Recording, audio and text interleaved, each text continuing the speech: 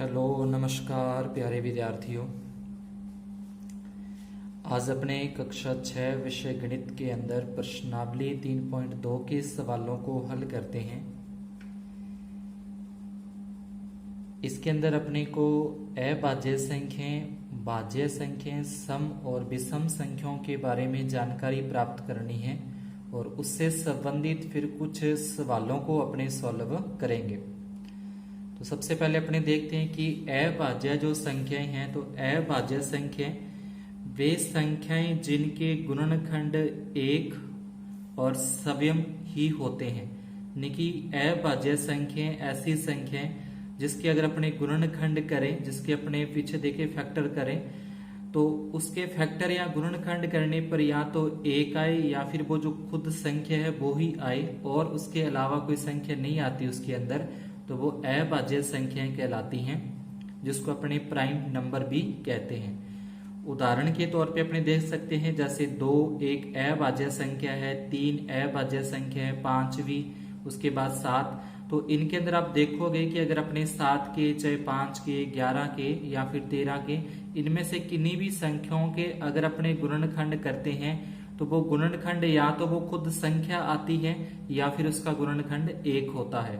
या यूं कह सकते हैं कि उसके अंदर जो स्वयं संख्या है उसी का भाग जाता है और किसी संख्या का उसके अंदर भाग नहीं जाता, तो वो अभाज्य संख्या होती हैं।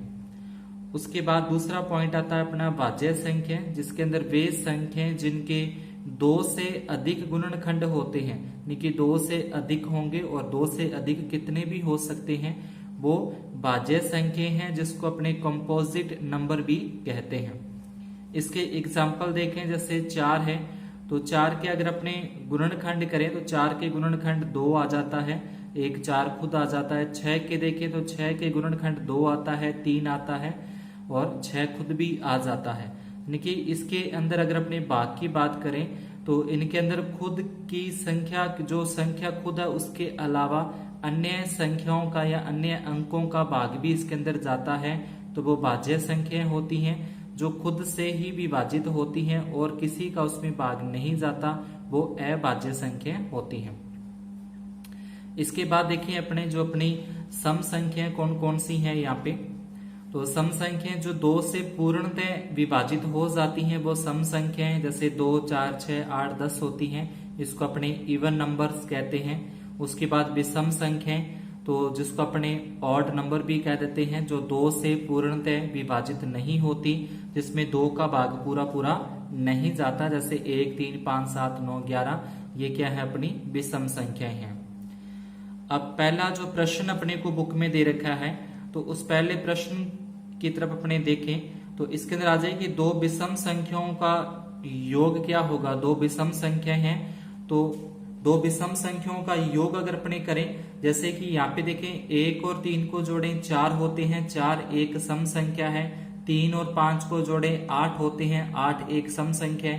5 और 7 को जोड़ें 12 होते हैं, 12 एक सम संख्या है। तो इसका जो आंसर अपने से पूछ रहे हैं कि 2 विषम संख्याओं का योग क्या होता है, तो 2 विषम संख्याओं का जो योग है वो हमेशा क्या होगा, सम संख्या ही होता है।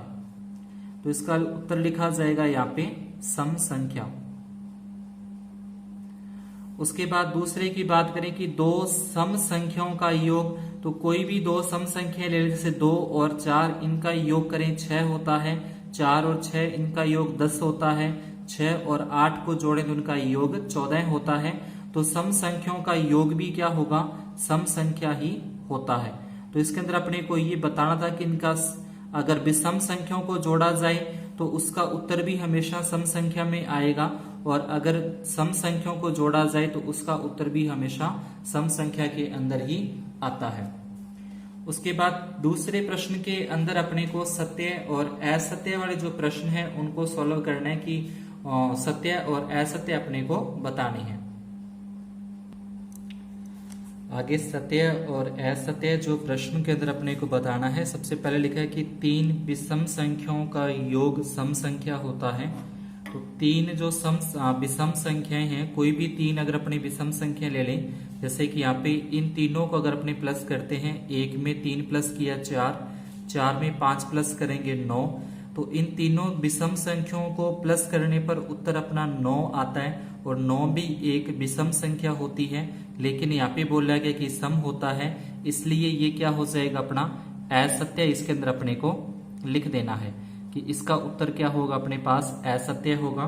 फिर बी नंबर के अंदर बोला कि दो विषम संख्याओं और एक सम संख्या का योग सम संख्या ही होता है, यानी कि दो तो विषम संख्या लेनी है और एक अगर सम संख्या ली जाए और उनका योग किया जाए तो वो सम संख्या ही होता है। तो ये अपना क्या आ जाएगा, सत्य, इसके अंदर लिख देना है। फिर सी नंबर के अंदर कि तीन विषम संख्याओं का गुणनफल विषम संख्या होता है। तो तीन विषम संख्याएं ली, जैसे अपने ये तीन विषम संख्याएं हैं, इन तीनों का गुणनफल करें। एक को 3 से गुणा किया 3, 3 को 5 से गुणा करें 15। तो तीनों विषम संख्याओं का गुणा करने पर क्या आ रहा है, 15 आ रहा है। 5 दिए 15, एकम 15। यहाँ पर 3 को 5 से गुणा करें, 3 5 है 15। 15 को 7 से गुणा करें, 15 7 है 105।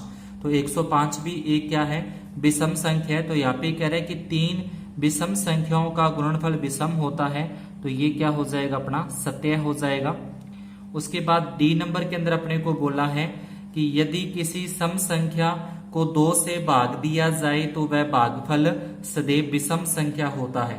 तो किसी भी सम संख्या के अंदर अगर अपने 2 का भाग देंगे तो वो उत्तर हमेशा ही सम संख्या के अंदर ही आएगा, लेकिन यहाँ पे बोला है कि विषम होता है, तो ये क्या हो जाएगा, अपना असत्य, इसके अंदर लिख देना है। उसके बाद अगर अपने बात करें ई नंबर की, कि ई नंबर के अंदर बोला है कि सभी अभाज्य विषम संख्याएं विषम होती हैं, कि सभी जो अभाज्य संख्या वो विषम होती हैं। तो ये भी असत्य हो जाएगा अपना ई नंबर भी, क्योंकि 2 एक अभाज्य संख्या है और वो क्या है, अपनी सम संख्या होती है। इसके बाद एफ नंबर के अंदर बोला कि अभाज्य संख्याओं के कोई गुणनखंड नहीं होते। तो अभाज्य संख्याओं के कोई गुणनखंड नहीं होते, ये असत्य आ जाएगा, क्योंकि उसके गुणनखंड होते हैं अभाज्य संख्याओं के। और उसके बाद जी नंबर के अंदर है दो अभाज्य संख्याओं का योग सदैव सम संख्या होता है। तो कोई भी दो अभाज्य संख्या अपने लें, जैसे कि अपनी दो अभाज्य संख्या की बात करें, जैसे 2 भी एक अभाज्य है और 3 भी एक अभाज्य है। इन दोनों का अगर अपने योग करते हैं तो योग करने पर 5 आता है। ये 5 एक क्या है, विषम संख्या आती है, लेकिन यहाँ पे ये कह रहा है कि सम होता है, तो सम नहीं विषम भी होता है, इसलिए ये भी क्या हो जाएगा, असत्य, इसके अंदर अपने लिखेंगे। फिर एच नंबर के अंदर केवल 2 ही एक सम अभाज्य संख्या है। तो ये सही है कि अकेला 2 ही क्या है, एक सम अभाज्य संख्या, और कोई भी ऐसी सम संख्या नहीं है जो अभाज्य भी होती है। तो ये अपना हो जाएगा, इसके अंदर लिखा जाएगा सत्य लिखा जाएगा। उसके बाद अगला है सभी सम संख्याएं भाज्य संख्याएं होती हैं। तो सभी सम संख्याएं भाज्य नहीं होती, क्योंकि 1 2 भी है। 2 क्या है, एक सम संख्या तो है, लेकिन ये अभाज्य के अंदर आता है, इसलिए ये क्या कर देंगे, अपने इसको असत्य लिखा जाएगा, क्योंकि इसका एक अपने पास कारण बनता है कि 2 एक सम संख्या है, लेकिन ये अभाज्य होती है। अगला है फिर 2 सम संख्याओं का गुणनफल सदैव सम होता है। तो 2 सम संख्याओं का जो गुणनफल है वो सदैव सम संख्या ही होता है। ये अपना सत्य आ जाएगा, क्योंकि कोई भी 2 सम संख्या आप ले लीजिए और उसका अगर अपने गुणा करके देखते हैं तो हमेशा उत्तर सम संख्या के अंदर ही अपने को प्राप्त होता है। उसके बाद अगला जो प्रश्न अपने को दे रखा है कि संख्या 13 और 31 अभाज्य संख्या है, ऐसी ही संख्या लिखनी है 100 तक, यानी कि ये एक दूसरे की उल्टी हो रही है, रिवर्स हो रही है। ऐसी ही और संख्या अपने को देखनी है जो अभाज्य हो और 100 तक की गिनती के अंदर वो आती हो। तो ऐसी संख्या अपने पास हो जाएंगी। एक तो जैसे अपन लिख सकते हैं 17 एक अभाज्य संख्या, और इसका रिवर्स करें तो 71, ये भी एक अभाज्य संख्या हो जाएगी। उसके बाद अपने देखें 37 और इसके साथ लिखा जाएगा 73, ये भी दोनों अभाज्य हैं। एक होता है 79 79, और इसका अगर अपने रिवर्स करें तो ये अपना हो जाएगा 97।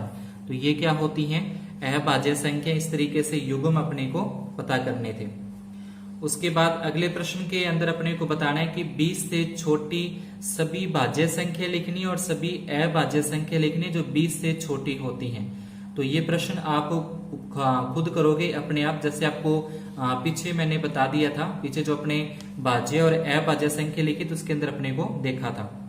फिर 5वें प्रश्न के अंदर अपने को दे रखा है कि 1 से लेकर 1 से 10 के बीच में सबसे बड़ी अभाज्य संख्या अपने को बतानी है कि 1 से 10 के बीच सबसे बड़ी अभाज्य जो संख्या है वो 7 आती है। तो इसका जो 5वें प्रश्न का उत्तर अब अपने 7 लिख देंगे।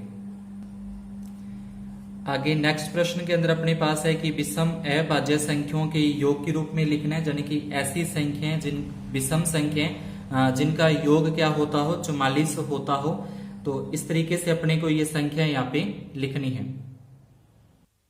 तो 44 के अंदर अपने लिखेंगे, इसके अंदर आ जाएगा अपना 41 और प्लस में 3 करने पर 44 होते हैं, ये दोनों अभाज्य संख्याएं हैं। उसके बाद 36 के अंदर अपने लिखें तो 19 और प्लस 17 ये दोनों जोड़ने पर 36 होते हैं और ये दोनों अभाज्य संख्या हैं। इसकी जगह पे आप 31 और प्लस में 5 भी लिख सकते हैं, 31 और 5 भी 36 होते हैं और ये दोनों अभाज्य संख्या हैं। इसके बाद 24 के अंदर देखें तो 24 के लिए अपने पास आ जाए 11 और 13, ये 24 होते हैं, 11 और 13 जोड़े 24 होते हैं। और उसके बाद अगला भी देखें, जैसे 19 और 5 लें अपने तो 19 और 5 भी क्या होते हैं 24 होते हैं। तो कोई भी अपने लिख सकते हैं संख्या अभाज्य होनी चाहिए और उनका योग 24 आना चाहिए। उसके बाद 18 के लिए देखें तो 11 और प्लस में 7 करें तो 11 और 7 18 होते हैं, या फिर 13 और प्लस में 5 लें 13 और 5 ये भी 18 होते हैं। उसके बाद 7वें प्रश्न के अंदर अपने को बोला गया है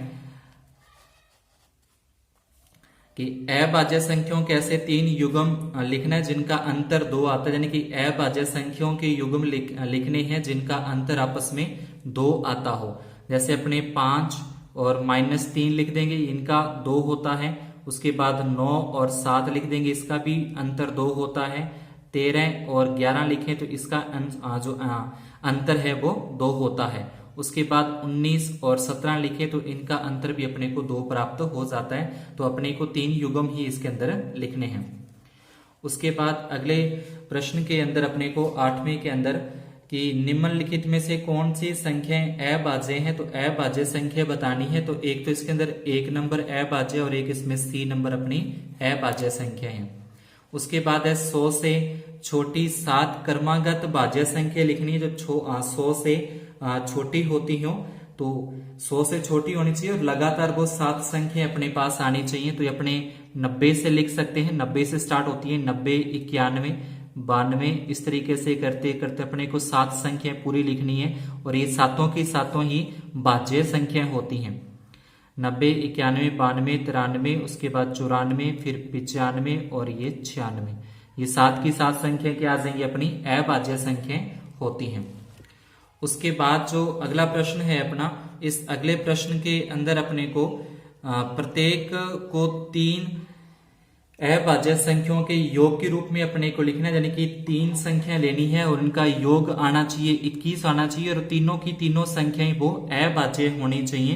तो इसके लिए अपने ले सकते जैसे 3 और 5 और उसके बाद 13, इनको अपने प्लस करेंगे तो ये इनका योग 21 आएगा और ये तीनों की तीनों संख्या ही अभाज्य है।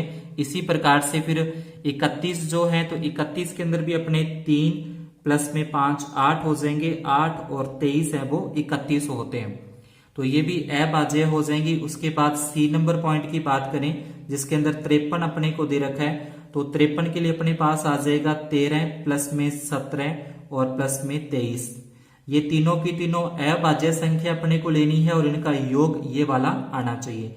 उसके बाद D नंबर की बात करें जिसमें अपने को 61 दे रखा है और इसके लिए आ जाएगा 7 प्लस में 13 और प्लस में 41, तो इन तीनों को प्लस करने पर ये तीनों अभाज्य संख्या होनी चाहिए। यहाँ पे बोला है कि अभाज्य संख्या लेनी है और उनका योग है वो ये संख्या आना चाहिए। अगले 11वें प्रश्न के अंदर कि 20 से छोटी अभाज्य संख्याओं के ऐसे 5 युग्म लिखिए जिनका योग 5 से विभाज्य होना चाहिए, यानी कि 20 से छोटी अभाज्य संख्या अपने को लेनी है और 5 युग्म मतलब 5 जोड़े लेने हैं जिनका योग करने पर वो 5 से विभाजित हो जाना चाहिए, यानी कि उसमें 5 का भाग पूरा पूरा चला जाना चाहिए। तो जैसे अपने एक तो सिंपल से संख्या 2 और प्लस 3 लें, 2 और 3 होते हैं 5, तो 5 में 5 का भाग पूरा पूरा चला जाएगा, तो एक तो अपने पास युग्म आ जाएगा 2 और 3 का। उसके बाद दूसरा देखें, जैसे 2 और 13, 2 भी अभाज्य संख्या है, 13 भी अभाज्य संख्या है, इन दोनों को प्लस करें, 2 और 13 को प्लस करें तो ये होते हैं 15, 15 5 से विभाजित हो जाता है। उसके बाद अगला अपने देखें, जैसे 3 और 17, 3 भी अभाज्य है और 17 भी अभाज्य है, दोनों को अगर प्लस किया जाए, 3 और 17 को प्लस करेंगे तो अपने पास आ जाएगा 20, तो ये भी क्या है, अभाज्य संख्या के अंदर आती है। उसके बाद अगला अगर अपने देखें, जैसे एक 7 ले सकते हैं अपने, और 7 के साथ में 13, 13 और 7 भी 20 होते हैं, तो यहां लिखेंगे 7 प्लस में 13 बराबर 20, तो ये भी क्या आ जाएगी, अभाज्य संख्या है और अभाज्य संख्याओं का योग जो आता है वो 5 से विभाज्य है। तो अपने पास ये हो चुके हैं 4 युग्म हो चुके हैं। एक अगर अपने ले 11 और प्लस में 11 और प्लस अगर अपने 19 करते हैं, 11 और प्लस में 19 अगर दोनों को प्लस किया जाए तो अपने पास ये हो जाएंगे 30 हो जाएंगे, और 30 भी क्या है, 5 से विभाज्य होता है। तो ये सारी की सारी संख्या के लेनी है 20 से छोटी, तो ये सारी संख्या जो अपने लिए 20 से छोटी है और इनका जो योग आ रहा है वो क्या हो रहा है, 5 से विभाज्य हो रहा है। उसके बाद अगले प्रश्न के अंदर अपने कुछ खाली स्थान दे रखे हैं, उन खाली स्थानों की अपने को पूर्ति करनी है। खाली स्थान जो प्रश्न के अंदर अपने को दे रखे हैं, तो पहला अपने को यहाँ पे दे रखा है कि रिक्त स्थानों की पूर्ति वह संख्या जिसके केवल 2 गुणनखंड हो, तो जिसके सिर्फ 2 गुणनखंड होते हैं वो अभाज्य संख्या होती है, तो इसके अंदर अपने लिखेंगे अभाज्य संख्या लिखा जाएगा। उसके बाद वह संख्या जिसके 2 से अधिक गुणनखंड होते हैं तो वो अपनी भाज्य संख्या होती है, तो उसमें भाज्य लिखा जाएगा। सी नंबर के अंदर एक न तो भाज्य है, तो यहां लिख देंगे एक जो है वो तो न तो भाज्य के अंदर आती है और न ही वो अभाज्य के अंदर आती है। उसके बाद अगला लिखा है कि डी सबसे छोटी अभाज्य संख्या है, जो डी है वो सबसे छोटी अभाज्य संख्या है, ये अपने को दे रखा है यहाँ पे। डी के अंदर सबसे छोटी अभाज्य संख्या है, तो सबसे छोटी अभाज्य संख्या अपने पास 2 होती है। अगला है सबसे छोटी भाज्य संख्या, तो सबसे छोटी जो भाज्य संख्या है वो 4 होती है। सबसे छोटी सम संख्या, सबसे छोटी सम संख्या 2 होती है। तो ये थी अपनी कक्षा 6 विषय गणित की प्रश्नावली, जो कि पूरे सवाल अपने सॉल्व किए। अगर आपको सवाल समझ में आए तो वीडियो को लाइक और चैनल को सब्सक्राइब जरूर करें। धन्यवाद, शुभ दिन।